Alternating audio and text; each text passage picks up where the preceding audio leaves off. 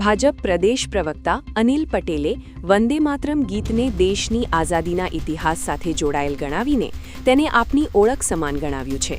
તેમણે જણાવ્યું કે સુપ્રીમ કોર્ટે પણ આ અંગે માર્ગદર્શન આપેલું છે.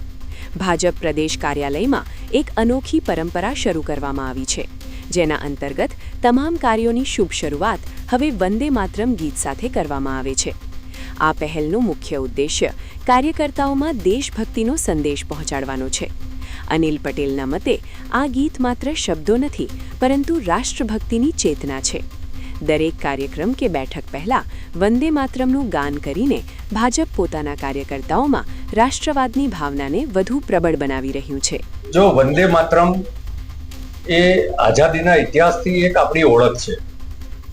સુપ્રીમ કોર્ટે પણ એના સંદર્ભમાં માર્ગદર્શન આપ્યું છે. ભારતીય જનતા પાર્ટીમાં અને અમારા પરિવાર ક્ષેત્રના કાર્યક્રમોમાં અનેક વખત વંદે માતરમ ગીત ગવાય છે.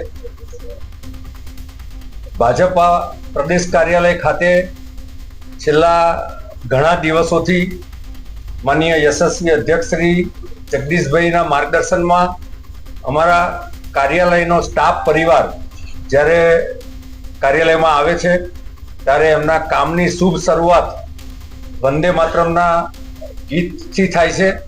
આજે પણ એક કાર્યક્રમના સંદર્ભમાં પ્રદેશ અધ્યક્ષ શ્રી જગદીશભાઈ આજે ઉપસ્થિત હતા, તો એમની હાજરીમાં કાર્યાલયના સ્ટાફ અને કાર્યકર્તાઓ સાથે આજે પણ વંદે માતરમ ગીતની શરૂઆત સાથે કાર્યાલયના સ્ટાફની કામગીરીની શરૂઆત થઈ છે.